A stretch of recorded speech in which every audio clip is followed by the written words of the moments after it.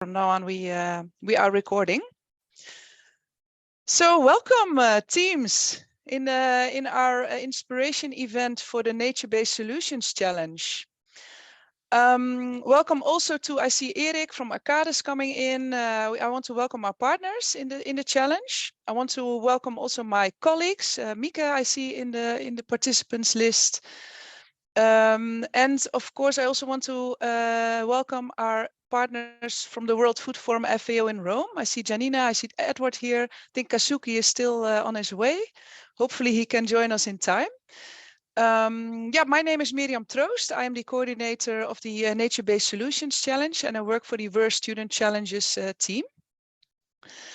First of all, I wanted to give a small recap on what we did so far in the past year.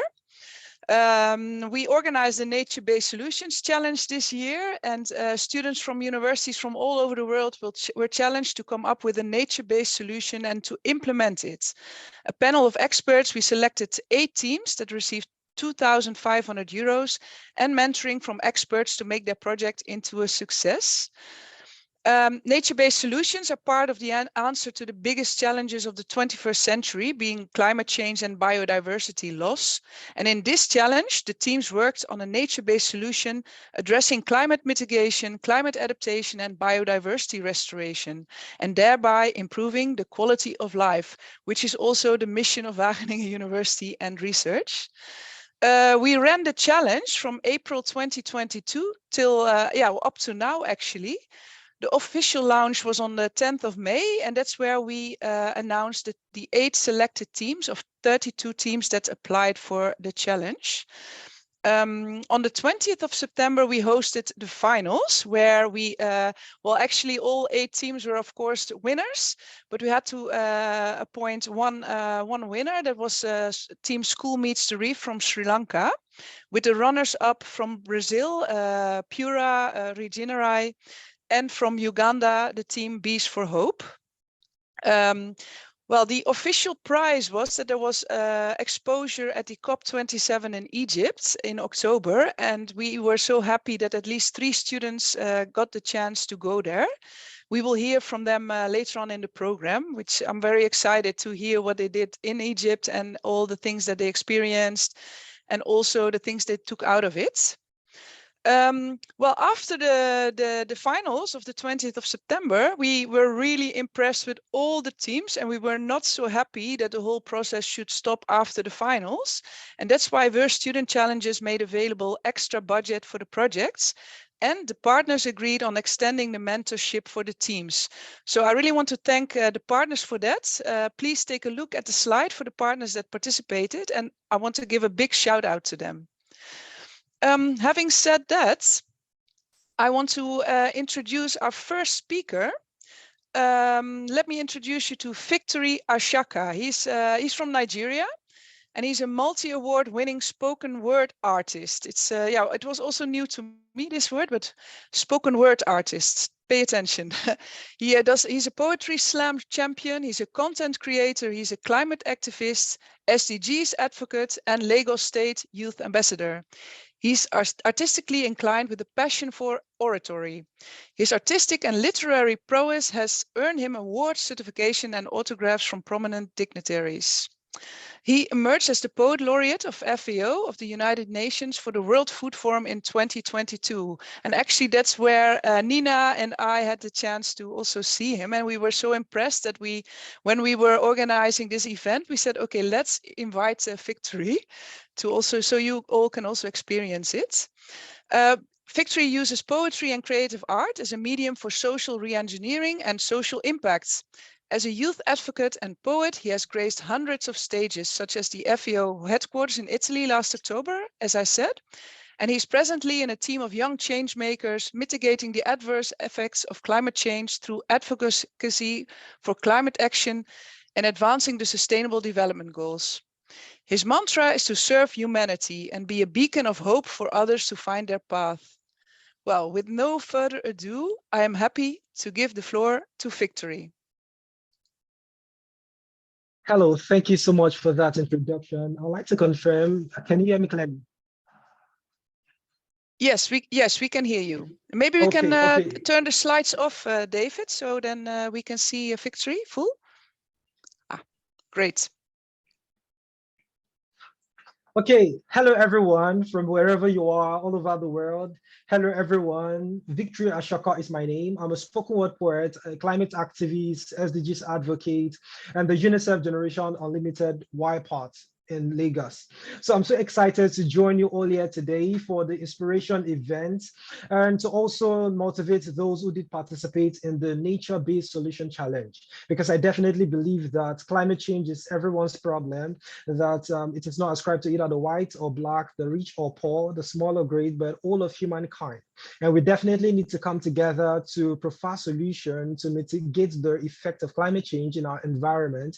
And that is the reason I use my poetry, my spoken word poetry, to inspire people, to raise awareness for advocacy, to ensure that people learn about climate and we definitely work towards climate action, because I definitely believe that nature exists so that we may exist along with it. So it's my sincere pleasure to join you all here today. And as I just, I have about 5 minutes and I definitely mean it.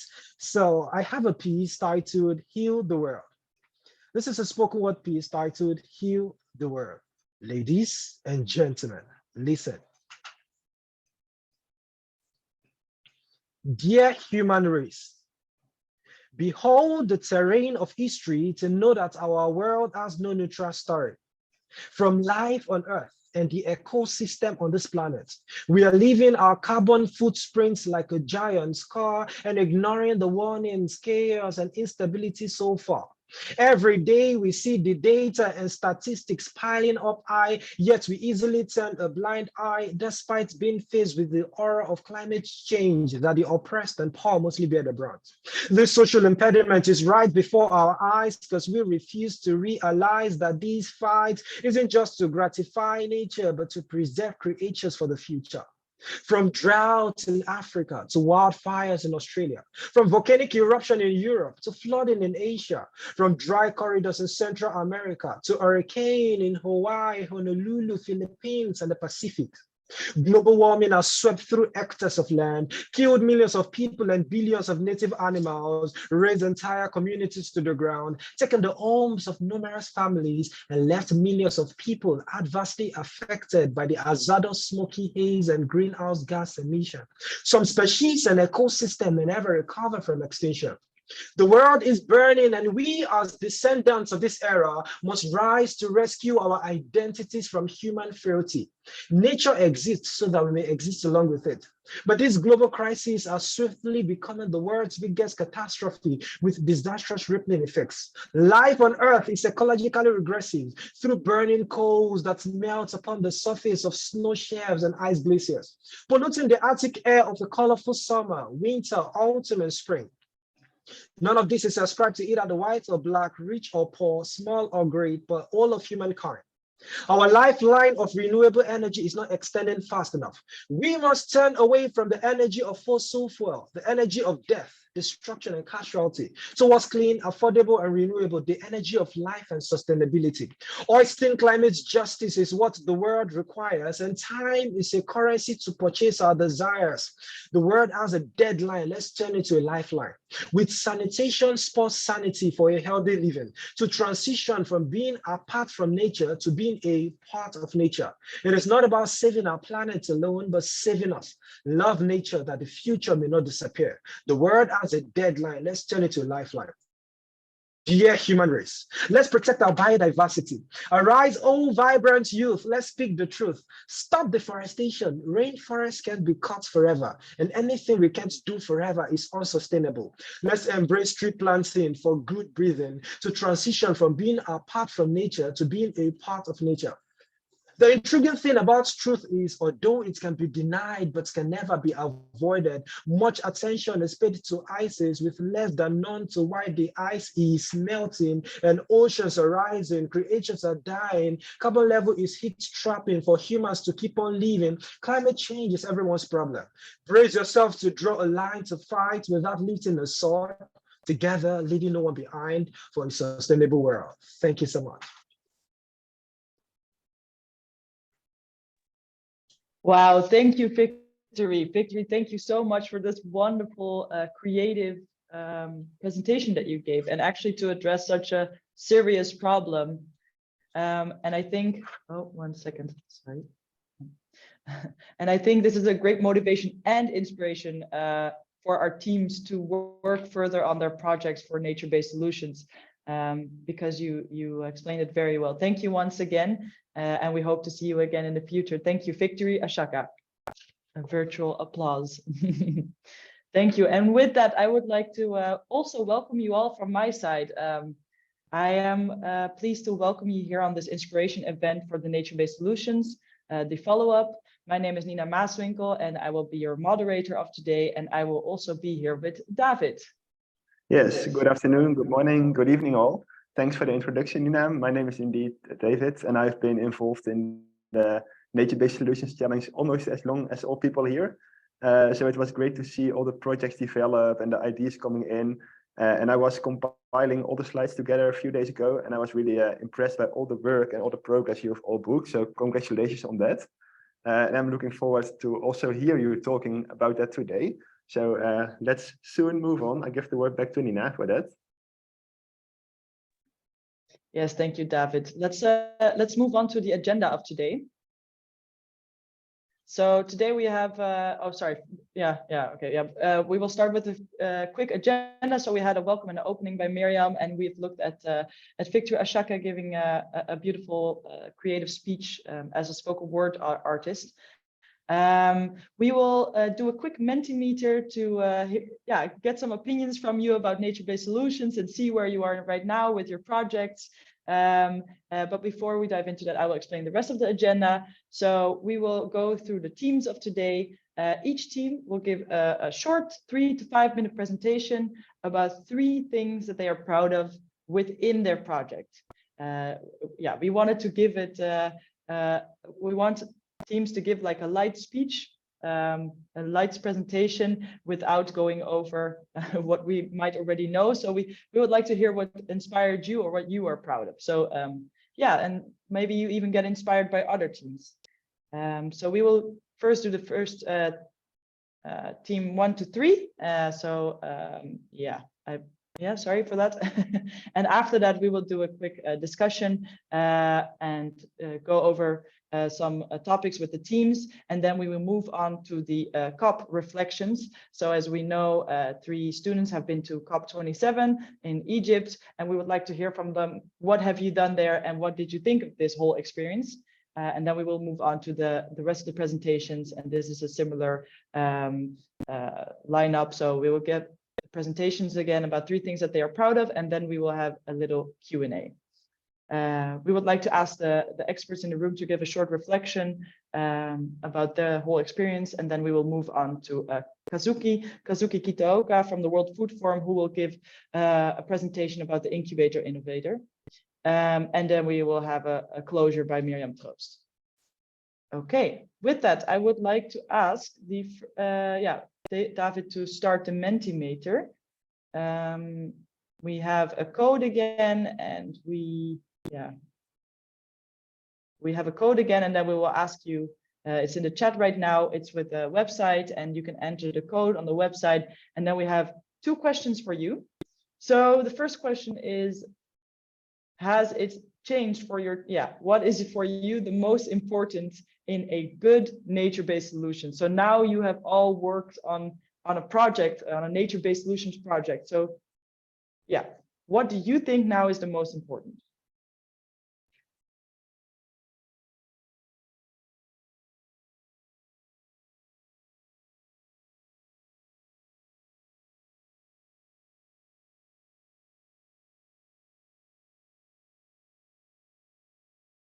Okay, so once again, in the chat is the website, and if you click on this website, then you can use the code 71637605, and then you can write down what do you think is the most important in a good nature-based solution.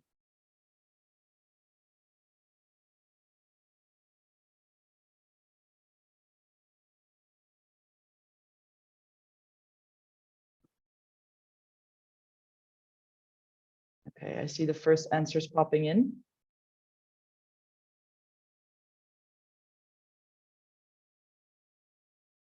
Okay, great. So I see biodiversity and society, action-oriented,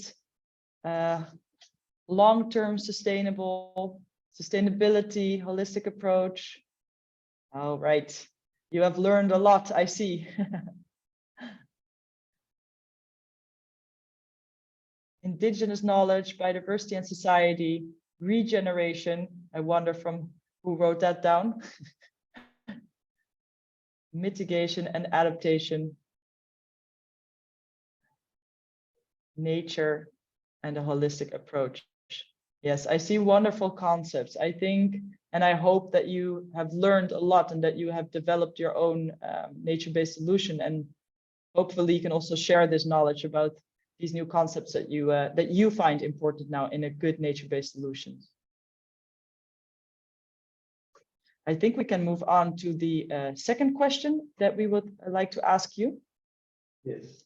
And I will ask David to, yes, the second question. So, of course, we're here together to hear about our stories, about, yeah, the different projects that you worked on. So now, what is your next step for your nature-based solutions project? What are you working on? It could be finding new stakeholders, or maybe a fund, or maybe improving your nature-based solution itself. So let's see what you work on. Maybe there are similarities, maybe you can help each other even if you are maybe struggling with the same type of problems, or you can help each other in other ways. Yeah, so I see cooperating with another stakeholder. Yes, articulate with different stakeholders to scale our impact worldwide. Okay, scaling up. Yeah. Yeah, I of course have also spoken to each individual team, and I saw that networking was such an important pillar for your own project. Yeah, innovation and uplifting the scalability, building an improved prototype in a new location. Well, I'm so glad to hear that you are not sitting still and already thinking about the next steps ahead of you and how do you get there. Yes, networking again, super important. Registration as a social enterprise, amazing. Well, look how yeah, what this nature-based solution challenge has brought you, and then I'm so happy to see that you're innovating and working on the next steps. Okay, with this, I would like to move on to the presentations to hear the 3 things that you are most proud of, and I would like to ask Bees for Hope to present first. Once again, this is a 3 to 5 minute presentation, and we are of course super curious what you have done and what you are proud of. Could Bees for Hope open the microphone and yes, Hello, Nina. present. Hello, good to see you. Good to How are see you? I'm okay. Hello, everyone. I am Samantha Natumanya. I am a member Biz for Hope. We are a team of 2 people, and I'm thrilled to take you through what were our 3 things that we are proud of. Next slide, please.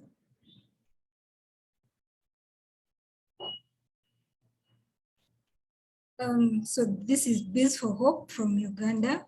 One of the major things that we are really proud of is the fact that we are a team of 2 students, but we were able to get partnerships with a government institution, which is Uganda Wildlife Authority. This is the institution mandated to take over control for all the national central forest reserves in the country. So it's a big milestone for us that we got to go to them and discuss with them our intention, and they actually allowed to collaborate with us. The other organization that we worked with is Africa 2000 Network, and of course the main stakeholders were the community that is in Mount Elgon National Park where we worked. Next slide, please. The second thing that we are really proud of is the fact that we were able to implement all the activities like we had lined them up. Nina said we should briefly run through, so the key success here is being able to implement everything and not highlighting whatever we implemented. But yes, we trained the farmers in conservation, the essence of conservation and how to do it, as well as introducing beekeeping and how to do it. And then we installed 30 beehives like you can see in the background. Next slide, please. So these are just highlights. We planted over 500 trees of indigenous species. That's Albizia and Caliandra for beehive colonization. And our, yes, next slide, please. So our overall thing that we are really proud of is the fact that the team was able to make it to the COP. We got lots of inspiration and networking and opportunities from this. I know you will get to hear more about this later on. Yeah, thank you. Next slide. Yeah, that is Bright Sakwa, my teammate presenting at the panel, and myself presenting at the panel. Thank you, Nina. That's the next slide. Thank you for your wonderful presentation. I think those are for sure 3 things to be very proud of. You did a wonderful job, and thank you once again. And we will hear from you soon from the next presentation, I think. I would like to ask the next team. We will go directly further because we will have the discussion after. So I would like to ask Green Dream Team from the Netherlands to also present for 3 to 5 minutes about 3 things that you are proud of. Yes, thank you, Nina. Hi. Hello. Can you hear me well? Yes, super well. Good to see you again, Valentina. Good to see you too. And yeah, thank you for introducing us. And so I would like to show you what are the main things we are very proud of from this project. So here you see again like a little recap of the team composition. That is me, Clara, and Manuel. Next slide, please. And so like we kept the things we are proud of as quite broad, let's say. So we are very proud of our achievements, and we are very proud of the obstacles we overcame and of the knowledge transfer and technology development that we triggered with our project. And then we also show you a couple of pictures of our project. Next slide, please. Amongst the most important achievements, without going too much into technical detail that you already know about, what was very important for us was to build a solid network of partners and to raise the interest of people like friends and family and colleagues, and whoever is in our network got quite excited about our project, and it's something very valuable for us. And also our partners, our business partners that we found at the time of the challenge are still with us, and we are building solid long-term relationships with them. So that is great. Also, we managed at the end to prepare like a easy monitoring protocol for our prototype that makes it replicable. And indeed, like the reason why it's worth to replicate it is can be found in the results we obtained, that even though we had a very short monitoring period, the results we obtained were very promising. We had very good things to share with the rest of the teams at the end. So we were very proud of this. Next slide, please. And also something very important to mention is all the obstacles that we overcame, because I think this was the like in my opinion is the most important part of our project and the most what made us learn the most. So like anything that could go wrong went wrong, and we made it anyways. So that's great. We had like all the possible practical difficulties that you can think of. We had them, and we are still here. So that's amazing. We like, for example, something interesting to mention is that me, Clara, and Manuel are all in different locations in the world right now, and we are managing to keep connected. And at the end, we managed to build a very nice and solid team. And we managed also to divide responsibilities quite equally. And yeah, even though the prototype, the location of the prototype is not definitive, we found a new location. So even though the climate conditions were very unfavorable, we managed to do our measurements. So we managed. So that's very good. Next slide, please. And also something that I already mentioned quickly is the transfer of knowledge and technology development that we triggered, because at the end we used We used a combination of technologies that is something innovative. So the technologies separated were something already known, but we tried to put them together. And this is like opened options and possibilities for new research and new developments. And that's why we are also continuing our project, like trying to improve our current prototype. We could like find all the weak points, and we are going to work on that. So it opened a lot of knowledge gaps, and this is very interesting for research. Next slide, please. And yeah, this you can see a bit of pictures, a few pictures from our project. You see on the left of the slide like a drawing that explain what we did, and some photos from our beautiful green roof and our mini vertical farm with some veggies in there. And yeah, that was it from the Green Dream team. Thank you for your attention. Thank you, Valentina. Thank you, Valentina, for also your wonderful presentation. I'm happy to hear that you said you had these challenges, but that you also overcame those challenges, and that is something that you are proud of. I think that is a wonderful aspect, and also that you are motivated to work more on your project. So thank you for your presentation. We will have a few questions after the next presentation. So with that, I would like to introduce team 3 of today, which will be Pura from Brazil, and we are also happy to hear what you are proud of. Thank you, Nina. It's a big challenge to synthesize in just 3 things that we are proud, because we are proud of so many things, but let's do it. I'm sure that you found 3 wonderful things. Go ahead, Arthur. Good to see you. Sure. You can pass to the next slide, please.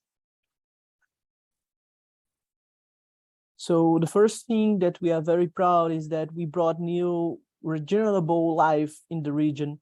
So we created more awareness about soil fertility, crop diversity, and the socio-biodiversity that we have in the ecosystem that we are based. Next slide, please. The second thing that we are very proud is that we brought new future sense for local communities. So we share knowledge, and through different collaborative methodologies, we created new partnerships, and we strengthened the network of conservation and restoration of native vegetations. So we are very proud, because now we are already scaling the nature-based solution challenge to other regions in the state, in the southeast state of Brazil. So we can see already the benefits, the achievements growing. So we are very proud of it. Next slide, please. And the third thing that we are very proud is that we brought new future perspective for local farmers and traditional communities, like indigenous communities. So it's something that we are developing together with communities that we are calling regenerative communities, is new socio-biodiversity products. So we are working with different functional groups, for example, aromatic native plants, to create essential oil distilling plants that we don't have much knowledge about. So distilling the plants, distilling the native plants, going to the lab, researching the medicinal content of them, and also developing new products like biocosmetics. So we are very proud that we are able to connect the supply chain from end to end. So since the diagnosis of an area, the implementation of an agroforestry system, for example, and the development of socio-biodiversity products, so we are able to sell for people in the city. So we are increasing the impact of us. And that's it, the three things that we are very proud of. Also, thank you. Oh, sorry. No, that could be systematized in this video, but I invite you to watch on YouTube. Great suggestion. Thank you also so much for your presentation, Arthur. I really feel after these teams have presented that positive radiation or positive energy is coming my way, because everybody is really proud of what they present. So that is good to see and nice to hear. I would like to actually invite the past three teams, so Bees for Hope, Dream Team, and Pura, to open your microphones. This can be the speakers, so Samantha, Valentina, or Arthur, or other members of the team. Please open your microphone and we can have a short discussion. So please feel free to ask each other questions about your projects or about the other projects. Maybe we can have some mutual learning here, or some discussion about what you find interesting about another project or what they are proud of. I will just give the short first introduction. I will ask a question directed to you, and that is, has it changed the way that you or your team looks at nature-based solutions from the beginning of the challenge till now? Has that changed? So Arthur, Samantha, Valentina, feel free to answer to this and also react on each other. So the question is, has it changed the way that you see a nature-based solution from the beginning of the project, the challenge, till now, let's say? Yeah. Thank you, Nina. That's a pretty broad question, but I will try to give my own reflections, trying to think right through the question. I think while we were setting out, or even from my previous knowledge in the courses that we could have done about nature-based solutions, I think I previously perceived it as a small approach that contributes to the greater restoration or conservation efforts of a certain program. So I always thought about it as a solution that is incorporated maybe in a bigger program to supplement conservation or restoration efforts. However, while on the learning journey and having to implement a nature-based solutions, it has actually opened my mind to the fact that it's an entire standalone approach to restoration. I don't know if you get my clarity there. So for instance, what Base for Hope is doing, the apiculture approach to try and restore the national park. So it's a solution that is in entirety of its own. I hope I make you get my point. So for me, the learning has been that nature-based solutions are actually quite broader than they are perceived, and they have so much potential therein that can be used, and they're the best approaches to tackle climate change, because with them comes limited impacts to the ecosystems that we try to restore. Thank you. Yeah, so thank you for for your answer. So I also hear from you, you say actually first you thought it was only a global approach was possible, but now you have shown that local action is maybe the key also to this nature-based solution. Arthur, do you agree with that? Totally. For me, I don't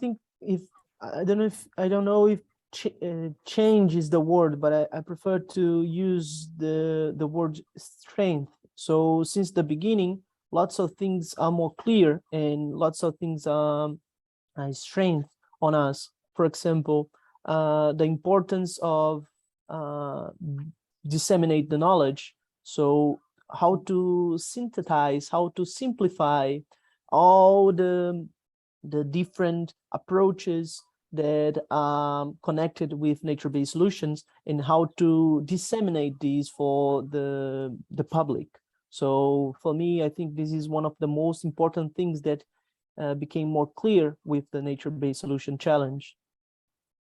Yeah, and Valentina, maybe to include your last, or one of your last slides, you were talking about this knowledge transfer.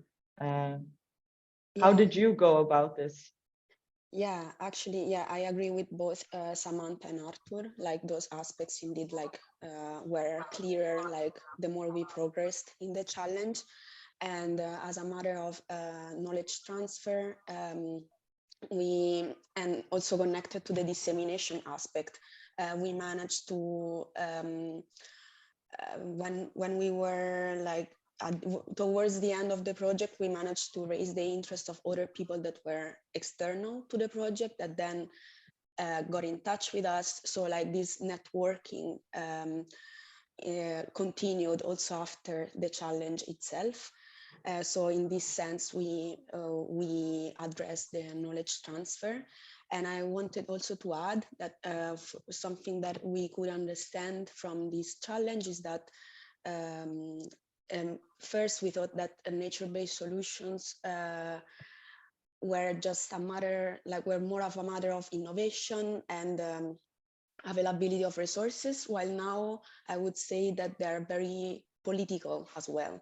So like the political side of nature-based solutions is as well very important, and it's not just a matter of like placing something into a landscape while actually there are like many other stakeholders present in this landscape, and everyone is going to have a say on what you're doing. So it's also like the politic part is very relevant in these terms, and we were just thinking in a research perspective, so this changed for sure. Yeah, I think, sorry, great addition, because I think that is the difference between a theoretical case and now implementing something in practice. It is real life, sometimes unfortunately, and then you have these hurdles and these obstacles and these challenges. But once again, that was also something that you mentioned as something to be proud of, to overcome those and make your project possible. Yeah, David, do you have still a question for the teams? Yes, thanks, Nina. So actually what I learned from your presentation, so in nature-based solutions, they are holistic. They're about climate, biodiversity, people, politics. So it's not only the landscape we see on like the picture in the slide, but it's also the political landscape we are in. But I actually identified another landscape in the three presentations of you, and that's the economical landscape, because each of you has included like kind of a value chain, supply chain into your nature-based solutions project, and or are developing this further. So that's an observation from my side. And maybe, well, before we go to the break, I would like to invite one of you to also address that a bit. Like, how has your value chain, supply chain development changed throughout this nature-based solutions challenge? So maybe, for example, Valentina, maybe you can answer that question. This is a very difficult question. You can just mention some thoughts about it. You don't have to provide the perfect answer. Yeah, no, indeed, like, because something like, I mean, we can see some like changes and some currents, let's say, some flows, some towards some directions, but like the changes in the economic part are still a bit vague for us. And we were very happy to have the possibility to apply for another fund, because we realized that actually like that was the starting point that we needed, and for continuing. And we also realized the difficulty of financing nature-based solutions in general. And I'm also doing an internship now about nature-based solutions, and financing is one of the biggest issues that like there are conferences of lots of people discussing about this all the time, because there's indeed, like, as all the other members of the teams mentioned, like nature-based solutions imply an integrated approach, like in which you have to consider many stakeholders and many factors and many limitations. Therefore, like the funding is also like one very big and important part of this. And but anyhow, I can see that at least in Europe, there's anyways, there is rising attention on this type of climate challenges. So there are like fundings for projects like this, but indeed, like it also depends a lot on the scale. So yeah, it's a very tricky question, and also like we could have a whole discussion about this for hours, I think. But yeah, I will stop here, because then I don't stop anymore. Thank you.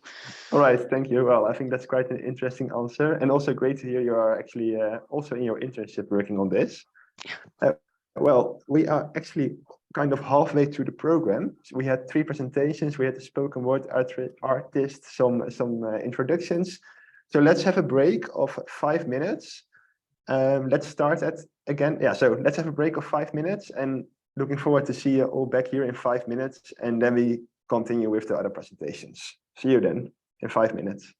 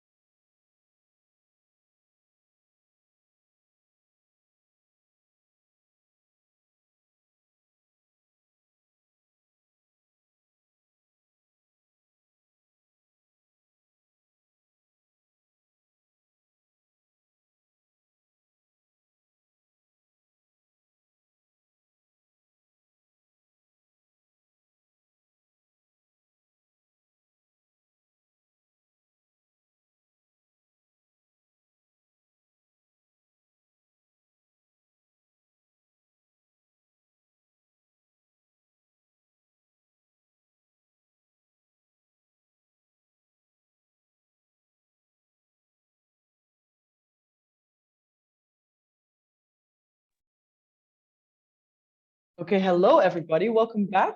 That was a very quick 5 minutes from our side at least. Good to see you all back again. Feel free to also open your cameras again so that we can see who is there in the virtual room with us. I thought the first half of this session was very inspiring. So let's continue with the second half. So what's up next is we would like to hear about the reflections of COP27 in Egypt. Yeah, what you have done there and what you thought of this whole experience and presenting your project there. I would like to ask let me see, Samantha, Samara, to open your microphones and yeah, present your COP reflections. Am I missing someone? No, no. Hello, can you hear me? Hello. Yes, I can hear you. Good to see you also, Samara. Welcome. Good to see you too. Yes. So welcome everyone, and it's really nice to see everyone gathering up after the end of our projects, but of course following up. So it was a really great opportunity given by Wageningen for which allowed us to actually go and like showcase our projects and what we have learned throughout the 6 months at COP27. So today myself, Samara Polvata, and Hello everyone, again it's Samantha Natumanya. We shall be presenting our reflections from the COP27. Join us. right, next slide please. Right, so what is COP27? So it's basically this time was the 27th time when the Conference of the Parties met, and it was organized at Sharm el-Sheikh in Egypt. It's organized by the United Nations Framework for Climate Change, UNFCCC, and here we basically look at what are the different actions taken by different countries and what is the progress, what are the agenda items met. And it's also an opportunity for, while the negotiations are happening with the heads of the states and experts, it's also an opportunity for many participants from youth organizations to indigenous groups and young activists to come together and discuss and showcase their achievements and their action towards climate. So it was a very interesting event. Around 35,000 participants were there and over 100 heads of states and governments represented this time. Next slide, please. Right, so let me take over to the main events that I participated. So all these 3 events were organized by Wageningen University, and the main highlighted event is the Youth Initiatives on Nature-Based Solutions. So this is where School Meets the Reef team and also Bees for Hope, Stephen, we both managed to present the work that we did along with Ivo as the moderator, and we managed to discuss like what were the challenges, what were the outcomes and follow-ups, and what are we looking forward to in the next years to come. And it was a very interesting time to share knowledge between different parties who came to the event, and it really highlighted what we did so far and opened doors for many opportunities. So the second event that I was part of was the Agriculture Transitions in Asian Deltas. So this was a very interactive event and one of the best workshops I've attended out of the side events at COP. This was a great chance for me to meet the water envoy from the Netherlands and also many other high-level parties who were involved in salinity and water-related issues. And also this was the opportunity that I got to introduce the new Future Challenge as well. And the third one was where I helped Jian Nell, another senior researcher at Wageningen University, to actually organize the event on nature-positive food systems. This was also very, very nice because I had the chance to connect people from Sri Lanka itself to be a panelist and yeah, to bring the work out. So it was a very, very interesting time. Over to you, Samantha. Thank you, Samara. I'll also take you through some of the main events that Bees for Hope continued to participate in at the COP, alongside what Samara has highlighted, where my colleague Stefan took part. So one of the other main events that were organized by GIZ and Wageningen University, the first one was delivering climate resilient food systems during multiple crises and fragility. This was an event by GIZ and Wageningen University that brought lots of experts, if you can see in the family photo in the background, These were experts from all sectors, institutions, academic institutions, governments, NGOs and private sector, discussing how we can ensure that the food systems are actually going to keep sustainable alongside these climate change disasters that we see that are ongoing. And my contribution to this was to give the youth voice, to call actors and different leaders, our leaders, to action, because I mean, youth are part of the vulnerable groups among the rural communities, among its women. So this was a grand opportunity to meet very renowned experts. Like you can see in the photo, I am with one of the professors from the Potsdam Institute. That's your Professor Johan Rockstrom. He's the founder for Planetary Boundaries. So it was such an empowering experience and a learning experience, but also an inspiration for growth. The second, but also to give a reflection on what Bees for Hope, representing communities who are actually facing the fragilities that we were talking about in the event. The second event was about democratizing climate finance via tree monitoring. So this was a carbon-related discussion that puts by Fair Ventures Digital. This is an NGO that does restoration through connecting smallholder farmers to carbon markets. So this was also a very good opportunity for Bees for Hope to be a part of this, because it had potential leads for tree planting initiatives that Bees for Hope can be a part of. Yeah, next slide, please. So coming to the opportunities that we got from the COP, there is lots and lots of opportunities. When we're coming to make the slide with Samara, we were wondering how to sum it up. But with the diversity and the number of people that were at the COP, definitely there's a lot of learning, there's a lot of networking, there's a lot of empowerment. But some of the key opportunities that I can highlight for Bees for Hope were, we met one of the organizations called Climate and Sustainability. You can see Stefan and the lady, Anton, in the upper photo there. So these are strong conservation actors who were inspired by Bees for Hope work from the event that Samara mentioned, and are offering us local mentorship and support for apiculture training in Uganda. So this lady linked us to other actors who are part of their network that are currently implementing apiculture in Uganda. And so this is one of our leads that we got out there. Then the second is TRIO, the event that we took a part of, who actually attended the NBS initiatives event and were inspired as well. So the CEO, Stefan, reached out to us, and this is also a possibility for collaboration on tree planting initiatives to link our farmers to carbon markets.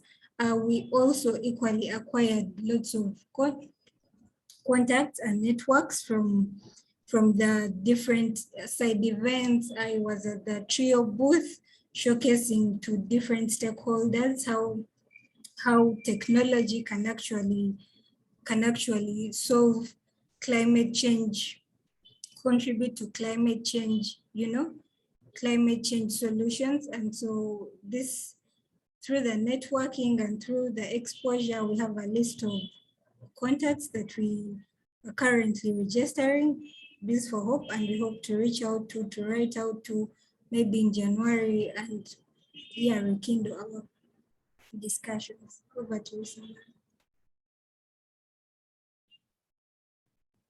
Okay, so what were the opportunities that a school meets the reef got? So this year's COP was in Sharm el-Sheikh, a very unique opportunity because it's where the Red Sea corals are also located.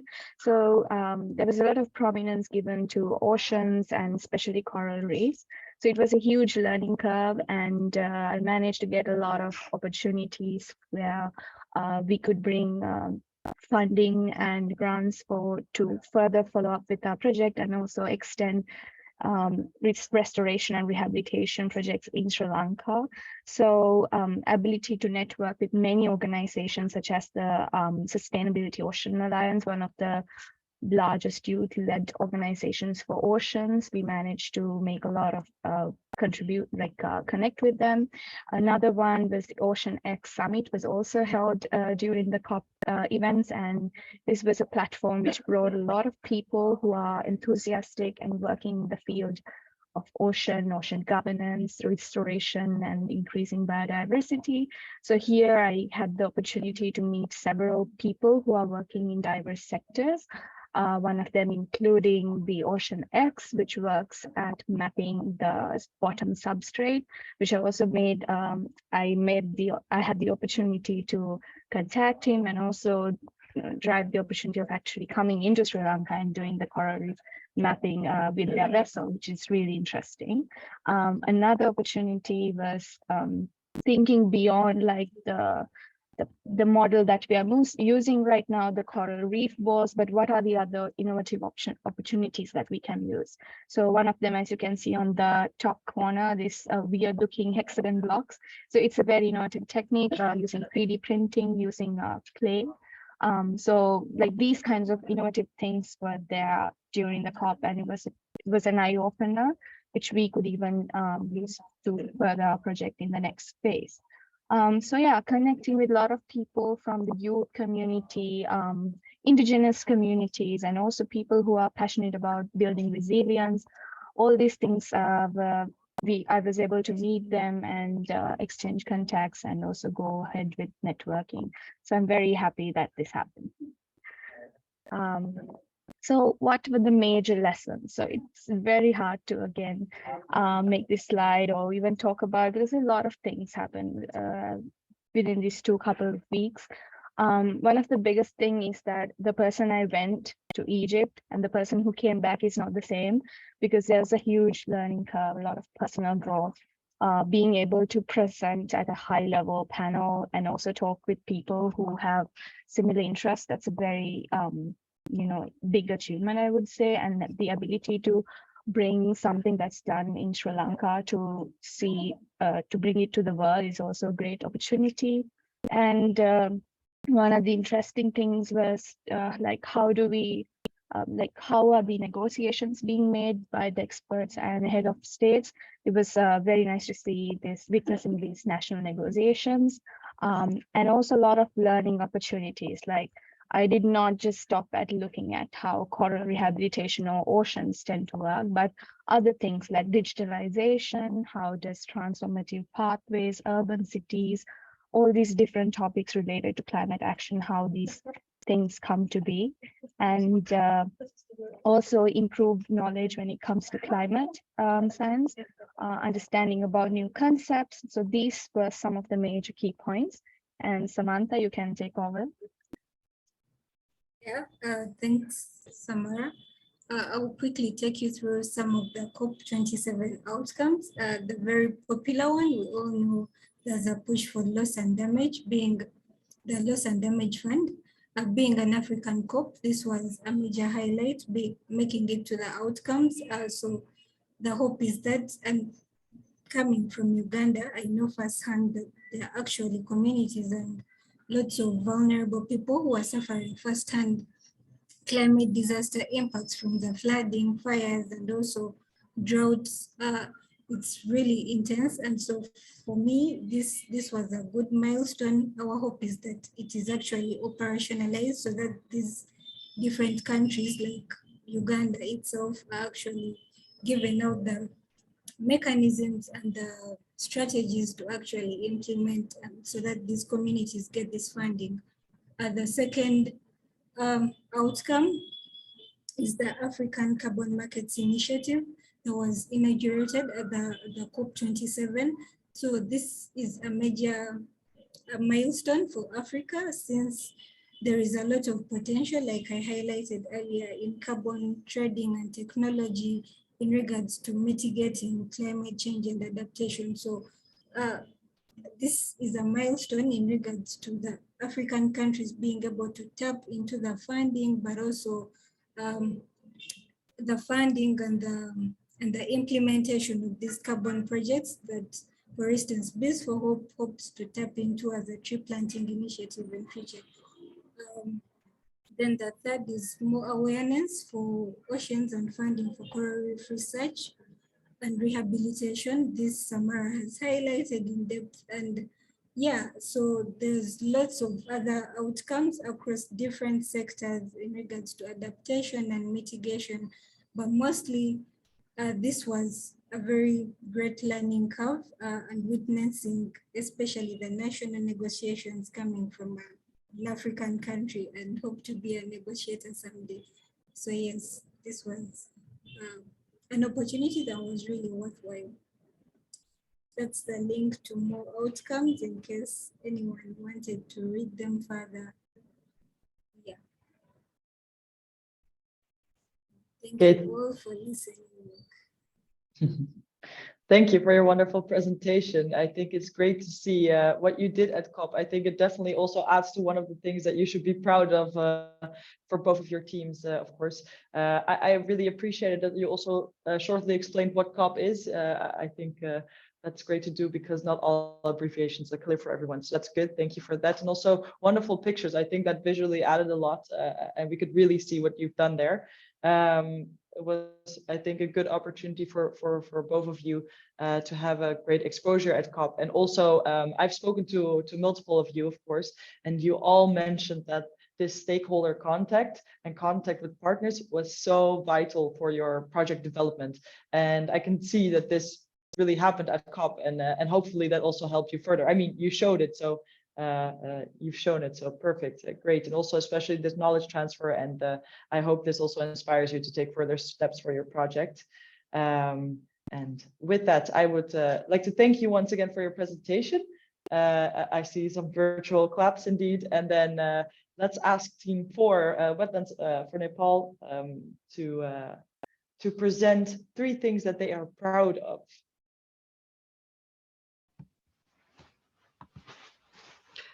Hello, I'm Samiksha Shetri. I'm here on behalf of my team, Wetlands for Nepal, presenting our proud moments. Next, please. So during the implementation of our project, we sent out invites to different stakeholders, and they participated. So a workshop was held, and we found that the locals were very enthusiastic to know about our approach towards restoration of their beloved wetland, not only because it has a religious value, but also it's a place which holds a lot of childhood memories of playing and swimming in the lake. So we would say that this workshop is one of our proud moments. Next, please. And also, during the phase, we got to collaborate with different stakeholders. For example, we got to participate with WWF. We were able to acquire a fish finder from Idea Wild, and we were also able to collaborate with non-profit organizations like NCRT and Sense, who could participate with us to collect the samples and install the weather stations. Next, please. And yeah, the third thing we are very proud of is our representation at various platforms. Firstly, one of our members, Anurag, is right now in India in Unleash, where she is working on SDG 14 and 15, where she will also be working on some ideas developed from wetland restoration. In the second picture is our team member Manoj Mali. Oh yes, one of the team members from Bees for Hope is also with Anu, and actually, by coincidence, they're in the same team. Yeah, um, yeah, that's another fun part about this uh, WR challenge, nature-based solution challenge as well, networking, of course. And in the second picture is our team member Manoj, who is presenting in a workshop called In Our Hand, held by British Council Nepal. So he and my other team members are working on making biopesticides using the invasive aquatic weed of Nagdaha itself. So if they are successful, they will be acquired to they will be able to acquire more funding to restore a different aspect of this lake. And in the third picture is our team member Nishcho, who is giving a presentation at the conference, World Security and Climate Change Conference, which was held 3 days ago in Thailand. So yeah, we are very proud that we could give this presentation in the conference, and we are very grateful to Wageningen University for giving us this opportunity. Thank you. Thank you for your presentation. Interesting to see that that multiple teams have similar things that they are proud of. I see networking and partners are really important for actually all of your teams, I think, so far. But also great to see that you are doing so well about presenting and your topic and your project everywhere. Yeah, thank you for presenting once again. Yes, thank you. So for now, we will, I believe Mabella Agric is not here today to present. Correct me if I'm wrong. So with that, I think we will have one more presentation of School Meets the Reef. And after that, we will do a little Q&A panel discussion again. So for now, please, yeah, School Meets the Reef, open your microphone and present the things that you are proud of. I think it is Samara again. Thank you, Nina. So I will take it from there. Yeah. Go ahead. Yeah. Sorry. Yeah. Did I miss something? Okay. Yeah. There you go. I see the presentation now coming up.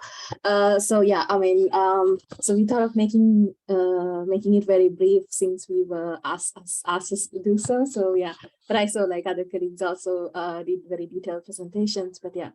We are so happy to explain the details as well. So so from the first picture, you can see the area that we worked in. Yeah, so let's keep moving. You can, yeah. Come to the next slide. That would be a lot of graphics as well. So yeah. So yeah, here we are sharing some of the pictures, highlighting key moments in our project. So you can also see Samara also in the diving kit. So yeah, this is the coral restoration part of the project. So as you're already aware, our project has two major approaches where we did the coral restoration, the technical approach, and also the second approach where we work with communities, especially with school children in the area, to work on the school program. So there are some pictures from the school program as well. Yeah, and then I think yeah, if you can go to the other slide, that would be nice. Yeah. Okay. So I mean, as many of you said, it was a bit hard for us to pick 3 key achievements because of course it was a very good learning experience, and of course we had so many learnings. So but we tried to pick top 3, I would say. So the main thing, I think many of you highlighted similar things as well, engaging with a wide variety of stakeholders. So I think that's one of the key achievements that we see in our project. We just didn't work with one specific section of the community, or like rather like one specific selected group, but like we worked with many stakeholders that can possibly get involved in this area. So it's like NGOs, community-based organizations, government organizations, corporate partners, academic organizations like the universities, and also schools and other community-based organizations. So I think that's like one of the key achievements. And also again, connecting to that, we worked with these multiple stakeholders at multiple levels. So I think you probably have heard of this top to bottom and bottom to top approach. So in this case, we sort of came up with a new approach where it was a multiple level approach where we worked with stakeholders at multiple levels. So I think it was very interesting because throughout the program, we were quite flexible to adapt it, like to change it depending on the feedback that we received. I think that was like one of the key component in our project. And also, I think, yeah, as we mentioned for coral restoration project, it was really rewarding to see that there was tangible growth, like from the very first monitoring visit itself. So, and also like from the school project, what we aimed was to train the youth as change makers. So, yeah, so like, so of course that's why we thought of conducting these school projects in the schools in the community, so they'll get an idea about nature-based solutions and also coral restoration. Yeah, so those were the 3 key achievements that we managed to pick. And also about the way forward, so we are working on doing the second phase of the project. And also, we are very happy to share that I think it was with the lead of Samara, we have been able to nominated. Well, we've been selected as a restoration steward, which is done by the Global Landscapes Forum. So we are yet to receive financial support and expert guidance from them as well. So I think, yeah, that's also quite interesting and we are looking forward for that. Yeah, Samara, do you have anything else to add? I think you covered it all. And also we are very proud that we had the opportunity to once again go to COP and present it. Because it was and also David, thank you very much. You always shared all these new funding opportunities. So restoration to stewards was one of them. And yeah, very happy to be selected as the coral reef restorers for 2023. Yeah, thank you very much. Yeah, exactly. Adding to Samara, I think like from Wageningen University and research, it was not just the initial push that we got for this project, but they have been keep supporting us and like guiding us. Okay, like, oh, well, you can participate on this as well. Like for all the things, I think we are really grateful for that. So yeah, thank you, everyone.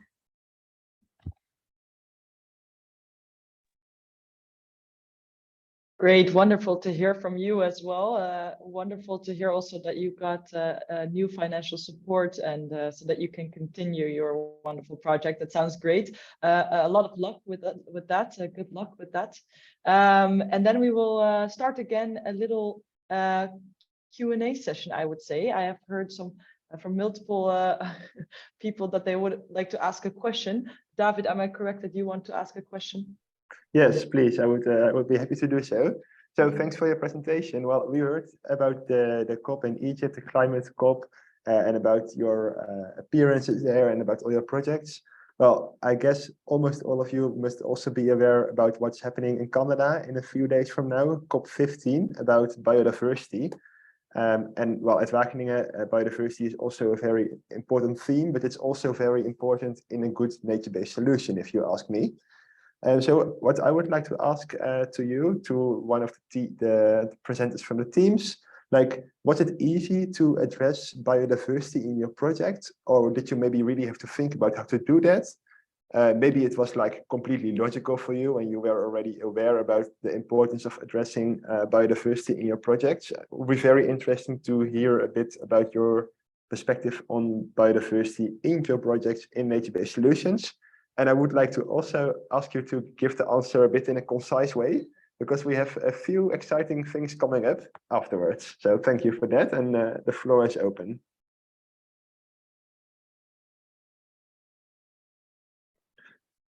Maybe go ahead, yes. Yeah, thank you, David, for the question. I think we can jump in and Samara can also maybe add in, because I mean, since this is since our project is related to ecosystem restoration as well, we discussed this, whether we can introduce any new coral species to the marine ecosystem that we are working on, like how the impacts of that will be. So I think, yeah, because like introducing something new, alien to that ecosystem could have been not really successful. So I think this was something we had to consider from the very beginning, and also we considered that from the very beginning. Yeah, Samara, do you want to maybe add into that? No, I think I'm fine with it. I guess from Nepal team. Well, in our case, we've not analyzed the presence or absence or count of biodiversity in the lake during any kind of our assessment period, because what we focused was on water quality itself, and but our ultimate goal is to improve the biodiversity itself. So by improving the water quality and preventing the sediment load into the lake, we ultimately intend to increase the, well, not increase, well, just maintain the life of the ecosystem there. And yeah, that's one of our plans, to assess it in the future. Yes, thanks for addressing this important topic in your projects. Great. Well, actually, we have heard a lot from the students, and also some very relevant things, a lot of relevant things, but I would also like to give the floor to the mentors. I see multiple mentors in the room. The mentors have been involved in your projects over the duration of the whole challenge, and they are also still, well, of guidance for you, and you're co-developing the pathways to go further. So I would like to ask the mentors to share their perspective on like the presentation they saw today, on the achievement of their teams, maybe also on the achievement of the other teams. So, well, I would like to open the floor for the mentors. So I encourage you to step on the floor and to speak up.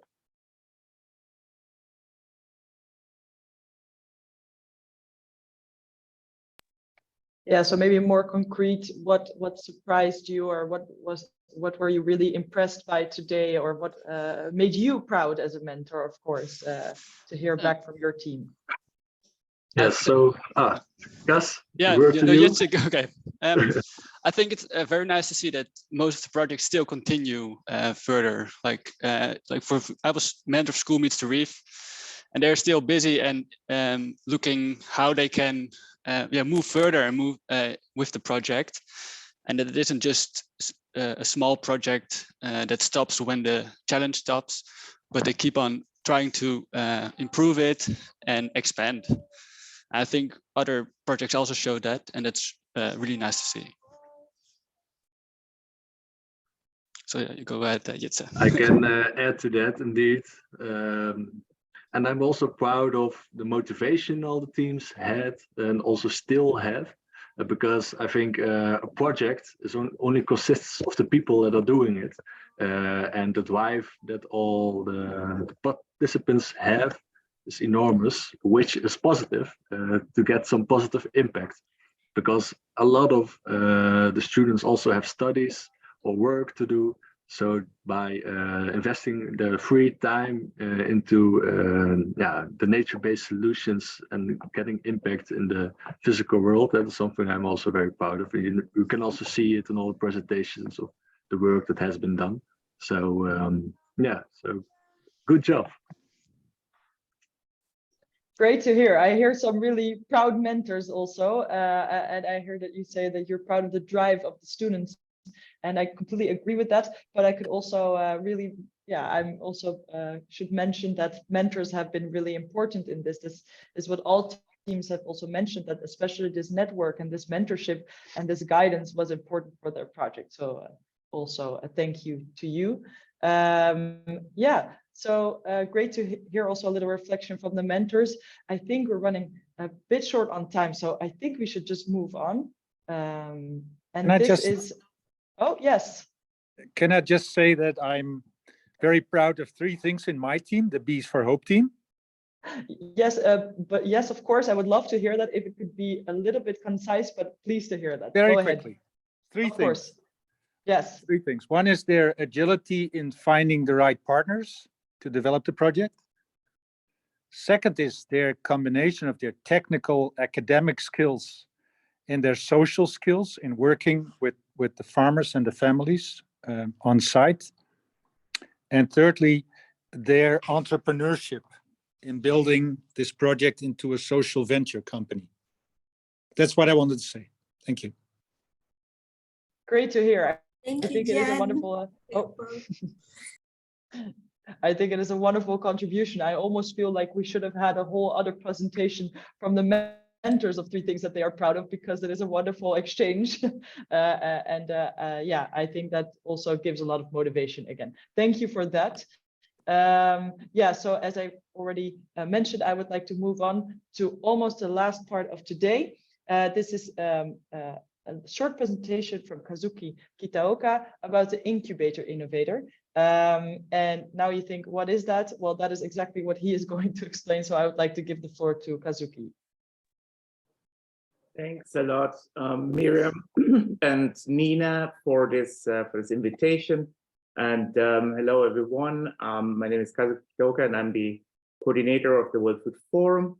And perhaps before we jump into the incubator itself, a couple of words about the World Food Forum for those who do not know about this particular initiative. This came about in 2019 and 2020 from the Youth Committee of the Food and Agriculture Organization of the UN.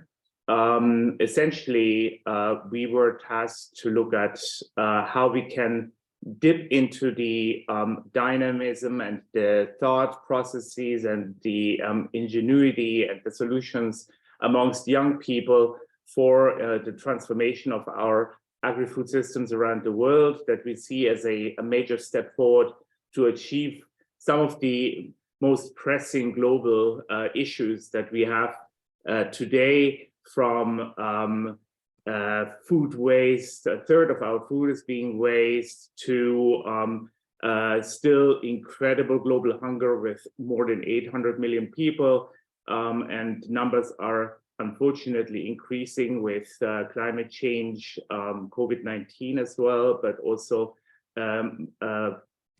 with conflicts and wars that hamper our agri-food systems.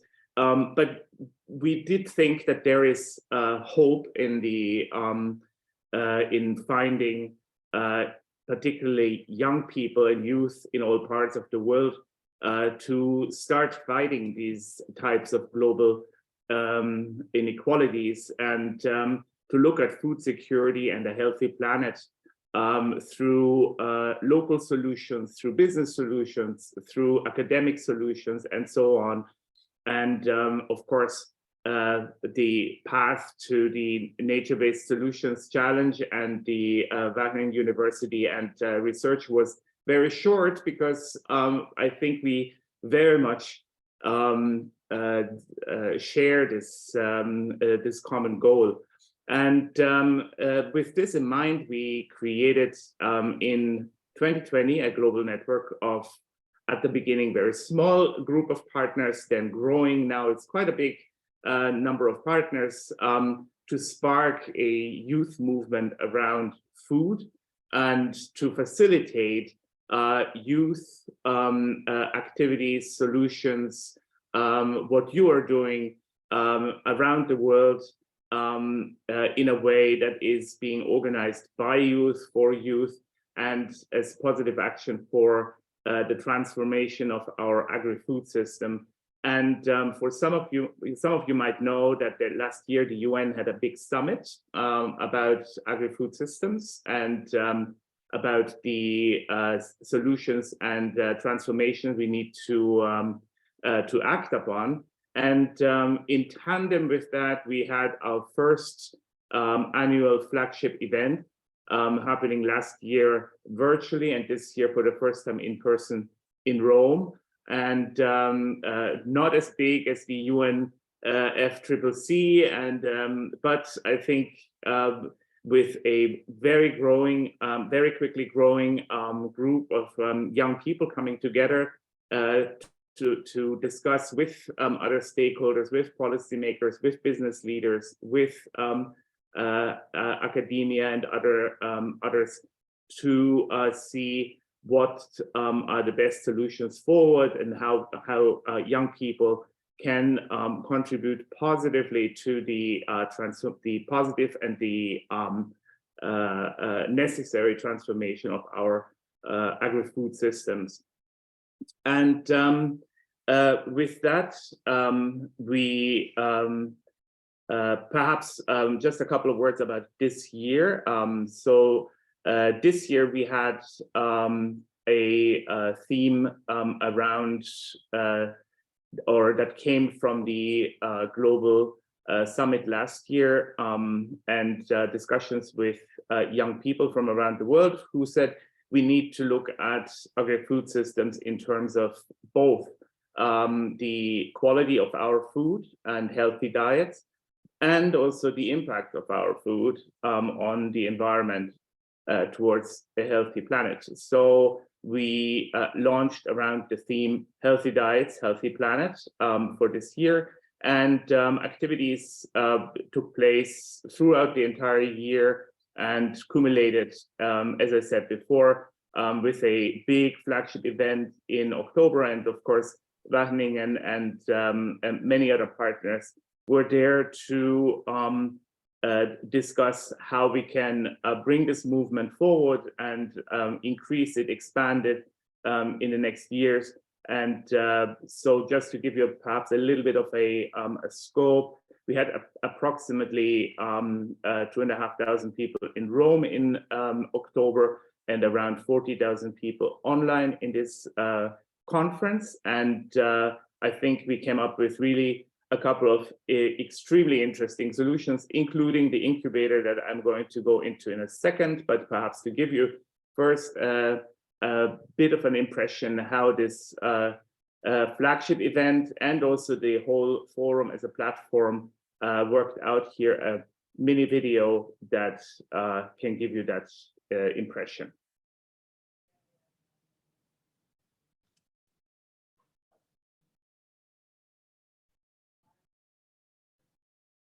And I'm not sure, but I don't have any sound, by the way. We're working on it. 1 second, sorry for the inconvenience. Sure, no. Well, the pictures are nice already. This is the FAO. Maybe it's good to do some live comments indeed. Okay. Recording. Thousands of young change makers and partners. Transforming our agri-food systems. I don't know if you can hear the sound. For a better food future for all. That is really our slogan. This year, we came together in Rome, as I said, around healthy diets, healthy planet. And from the 17th to the 21st of October. So this was hosted by the FAO here, and we joined hands with two other initiatives of the FAO, the Science and Innovation Forum and what is called the Hand in Hand Investment Forum.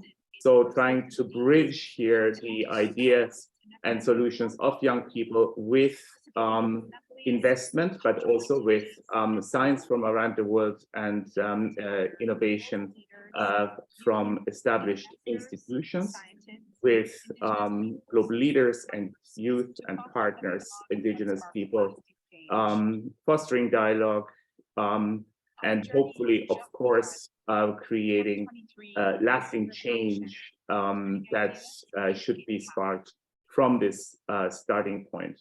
So with this in mind, we thought about next year as the year of action.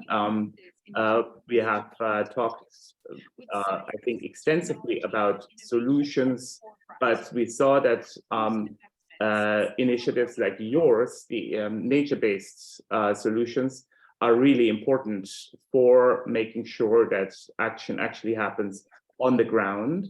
And with that in mind, we looked at particularly one example that happened this year in a partnership that we had with the social gastronomy movement,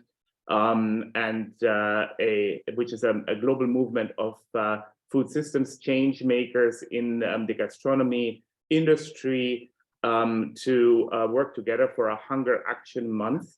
And just in 6 weeks, we had over 71 million meals shared through this small initiative, actually, that we had with this one partner only. And we could count at least 20 million kilos of food that was recovered from being wasted. And this really showed us that these types of partnerships with local action and local solutions that contribute directly to the alleviation of hunger, but also to better solutions for our agri-food systems, challenging young people in around the world to participate in these types of regional and local networks with partners, universities, local governments, restaurants, and student groups, and so on, was a great way forward to have a major impact on the big challenges and problems that we see around the world. And this is just one initiative, really, that has been inspiring us this year as a major impact. This is why we would like to see next year much more, many more solutions going forward. And of course, with you and the nature-based solutions, we hope to see also a lot that goes from solution to scale, from the idea to the impact that we would like to see in the for transforming our agri-food systems. Perhaps just 2 words about the World Food Forum itself. We are functioning around 5 distinct tracks. The first and perhaps the original track was around youth action and youth policy, and here we were getting in contact with all those young people who are already taking action to transform our agri-food system, very often at the local level, sometimes at the global level, from project to advocacy and entrepreneurship to culture and so on. And the youth action track connects here and empowers young people around the world with very different backgrounds in a global youth assembly, which has this year branched into regional assemblies and in some cases also local chapters, including in the Netherlands and also some other locations around the world. And of course, we hope that these local chapters in particular will create their own local priorities on the basis of the international discussions and identify innovative and actionable solutions for their own environments to create a better food future for all. Innovation is the second, and here I'm going to talk in a second about the— Sorry. Yeah. I'm sorry to interrupt, but we are a little bit behind schedule. So if we could move a bit quicker, that would be great. Yes, all right. So innovation is the second. I think it's quite clear, as you are from the Nature-Based Solutions Challenge, and this consists of hands-on competitions for students and young professionals working already with Wageningen University. On education, we saw that access to knowledge and actionable solutions through our education systems is really important. So here we were looking at how we can connect youth around the world through shared passion and bring that to our education systems to increase the knowledge about our agri-food systems. But most importantly, we need to create a culture around food and around this movement. And this requires localization and local action. And this is really what the focus is going to be for the next year. Now, as we move on, and now I'm coming to the World Food Forum and Wageningen University collaboration on the innovation lab, we created a transformative research challenge last year that inspires research and innovation, very similar to the Nature-Based Solutions Challenge, to end hunger and transform our agri-food system. And shortlisted participants were receiving expert mentorship, so very similar really to what you have been doing in this challenge. And we decided to join hands, and for the next year, we would like to look at how we go from the idea and startup stage of the solution into implementation through facilitated courses, networks, and many other offerings. And this is very much what we call at the moment the incubator. So I heard before that it is sometimes hard to make this next move, this next step. You need finance, you need partners, you need networks.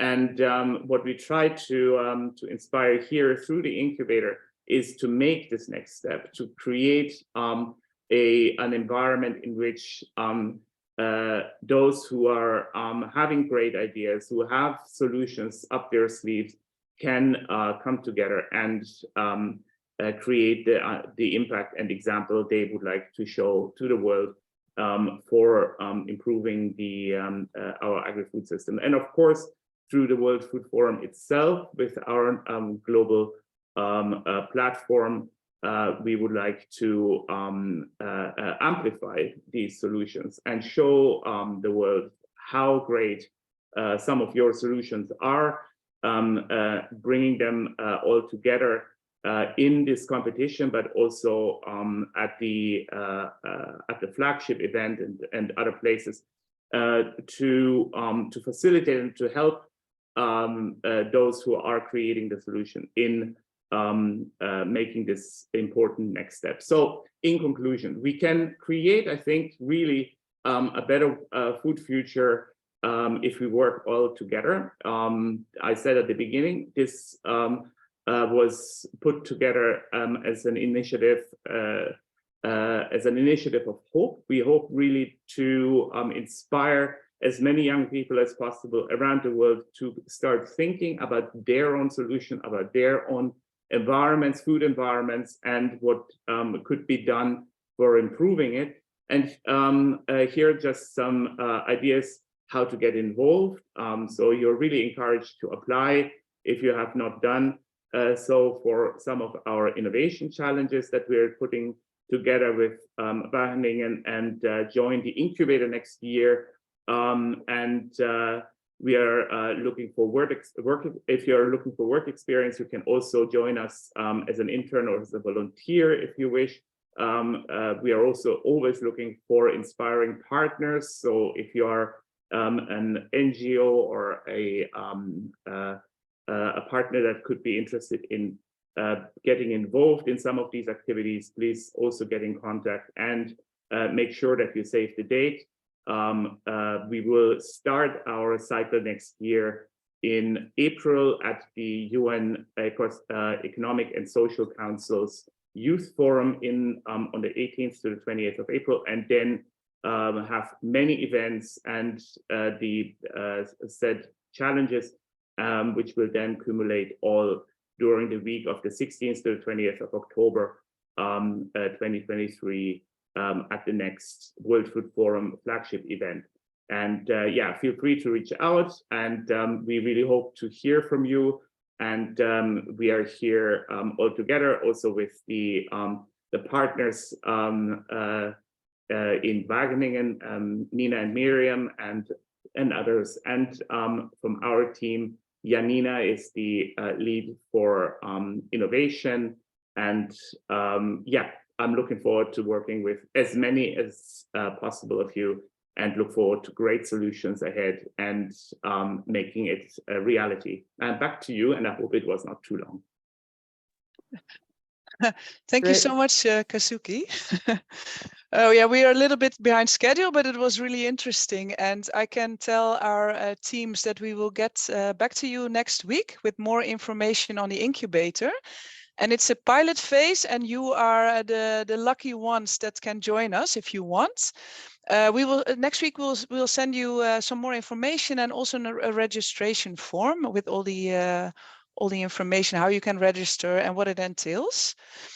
So that's next. We have an incubator that we are going to start with the World Food Forum of FAO, but next slide, please. We also send you out some a question if you would like to talk to an expert. So we got already some feedback, and we will get back to you also about that. Very happy that there are so many mentors still involved. We saw Jan Karel, Cas, Jitse, Marcel is here from Regenerai. Thank you so much that you still continue mentoring, because it didn't stop after the finals. So as said, we will still continue. We will still be in the WhatsApp groups. We just discussed it. We don't want to put an ending date on it, because we don't know how much more will happen and how many beautiful things will still occur. Just one extra thing I wanted to say. I'm very proud of my team. There were a student challenges team. We saw David, Nina, well, my colleague Rio. Everybody worked very hard on this challenge. Proud of the mentors. I'm proud of the community that we are building, actually. And it's been mentioned by some of the teams that the networking and also the contact with the other teams was very valuable. We hope we will start a big community on nature-based solutions worldwide, and maybe we should put the link to the overall WhatsApp group again in our WhatsApp groups. So having said that, there's one more announcement I want to make. So next slide, please. We have a next challenge on nature-based solutions called the Nature-Based Future Challenge. And I would like to ask Nina or David to put the link to the website in the chat, and also a registration form if you want to be informed about the next challenge, that you will be the first to hear. It will be a little bit slightly different from the Nature-Based Solutions Challenge. It's not locally and project-based, but we will focus on a delta in Bangladesh. So we can, you can scroll through the slides, David, and then people can take a look, and then please go to the website for more information. So thank you very much, everybody, for your attention. Thank you, all the speakers. And well, it's not finished yet. I don't think we will ever finish this whole this challenge. Very excited to see what will happen next. And yeah, so with this, I want to close this session. We will still start a video on the Nature-Based Future Challenge, but yeah, we will be off screen from now. Thank you very much. Bye-bye. Bye. Thank you. Thank you. Bye. Bye. Bye-bye. Bye-bye. Thank you. Bye-bye. Thank you. Bye. Bye-bye.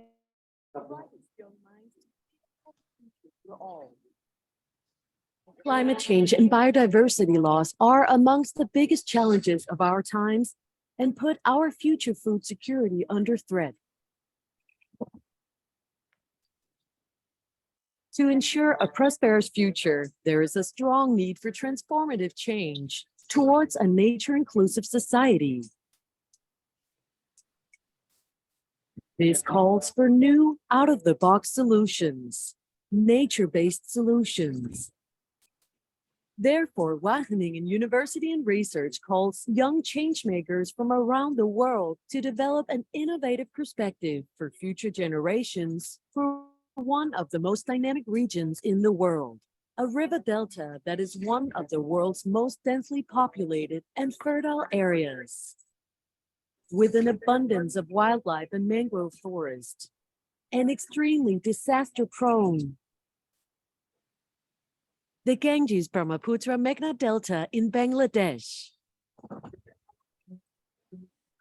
The Nature-Based Future Challenge. Join us to create a better future for all. Develop a nature-based future vision for the Bangladesh Delta.